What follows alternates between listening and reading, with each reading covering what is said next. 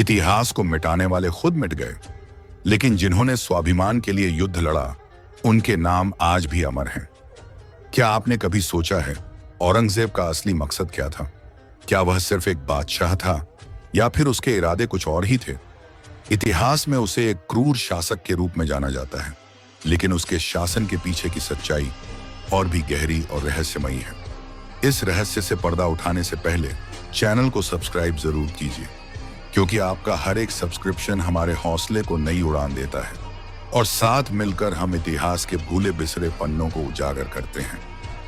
औरंगजेब, जिसने अपने ही भाइयों को मौत के घाट उतार दिया, अपने पिता शाहजहां को कैद कर लिया और सत्ता के लिए किसी भी हद तक जाने को तैयार था, लेकिन क्या उसने ये सब सिर्फ तख्त पाने के लिए किया या फिर उसके इरादे कुछ और ही थे? औरंगजेब का सबसे बड़ा मकसद एक कट्टर इस्लामी साम्राज्य की स्थापना करना था। उसने हिंदुओं पर जजिया कर लगाया, मंदिरों को तोड़ा और कई जबरन धर्मांतरण करवाए। औरंगजेब का एक ही सपना था, भारतीय संस्कृति और परंपराओं को मिटा देना, हिंदू राजा महाराजाओं को या तो झुकाना या पूरी तरह खत्म कर देना, और सबसे बड़ा मकसद इतिहास के पन्नों से मराठा, सिख और राजपूतों का नाम तक मिटा देना। उसकी सबसे बड़ी चुनौती छत्रपति शिवाजी महाराज और उनके बाद मराठा साम्राज्य रहा।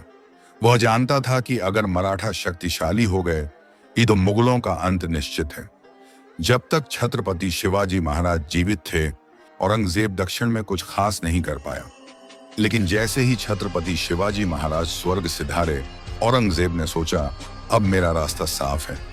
मगर उसे अंदाजा नहीं था कि मराठा खून में बगावत बसती है। छत्रपति संभाजी महाराज ने औरंगजेब की नाक में दम कर दिया। 9 साल तक उन्होंने मुगलों को ऐसा सबक सिखाया कि खुद औरंगजेब को कहना पड़ा, ये मराठा शेर मेरी सल्तनत को खा जाएगा। औरंगजेब ने खुद को एक धार्मिक योद्धा की तरह पेश किया, लेकिन असल में उसकी लड़ाई सत्ता और शक्ति के लिए थी। क्या औरंगजेब का यह मकसद पूरा हुआ? नहीं।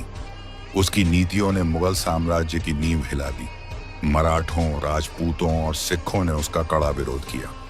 अंततः वह अपने ही कर्मों के जाल में फंस गया और 1707 में उसकी मौत के साथ ही मुगलों के पतन की शुरुआत हो गई। औरंगजेब का मकसद कभी पूरा नहीं हुआ, क्योंकि धर्म के नाम पर तलवार चलाने वाले ज्यादा दिन नहीं टिकते, और मराठा तलवार सिर्फ स्वराज्य के लिए उठती थी। इतिहास हमें सिखाता है कि जब कोई शासक सिर्फ अपनी सत्ता और कट्टरता के दम पर राज करता है, तो उसका पतन तय होता है। औरंगजेब का उदाहरण इस बात का सबसे बड़ा प्रमाण है। अगर आपको यह वीडियो पसंद आया हो तो चैनल को सब्सक्राइब करें और कमेंट में लिखें, इतिहास याद रहेगा।